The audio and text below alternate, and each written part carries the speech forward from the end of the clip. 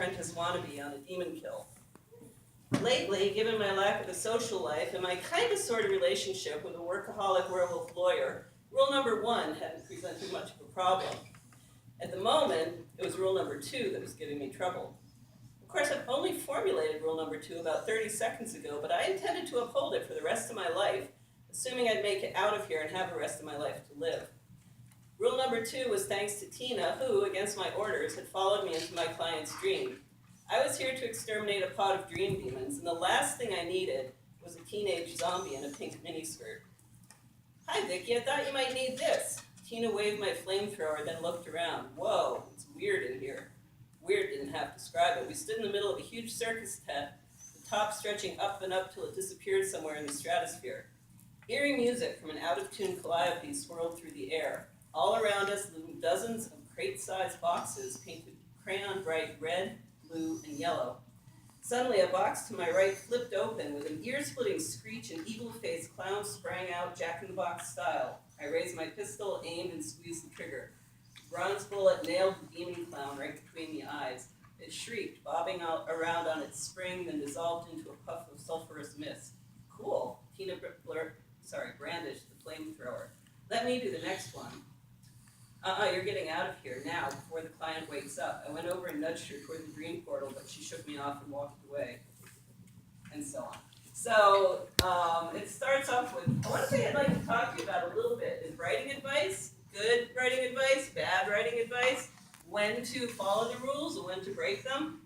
One of the things that they'll tell you, and this is a piece of good writing advice, is never open your story with a dream. How many people have heard that? Why not? What's wrong with opening with a dream?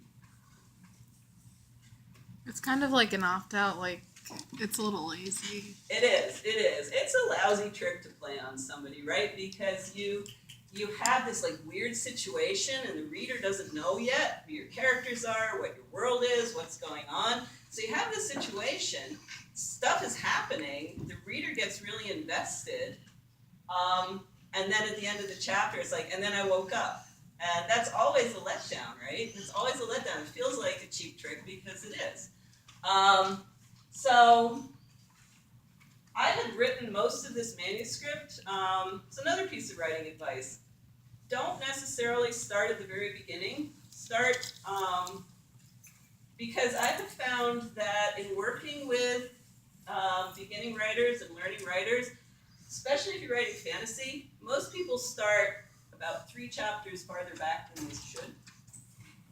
Because they're like, I've got this cool world I want to tell you about. I've got these cool characters I want to tell you about. I've got this cool setup that I need to get in place before I can start the story, right? Before I can start the story, that's going to be a problem because the reader wants to come in not before where you start the story. The reader wants to come in where the story starts, right?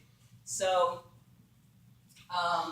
I had started that novel kind of where I knew the action was going, but I still needed to kind of get an invitation into the world.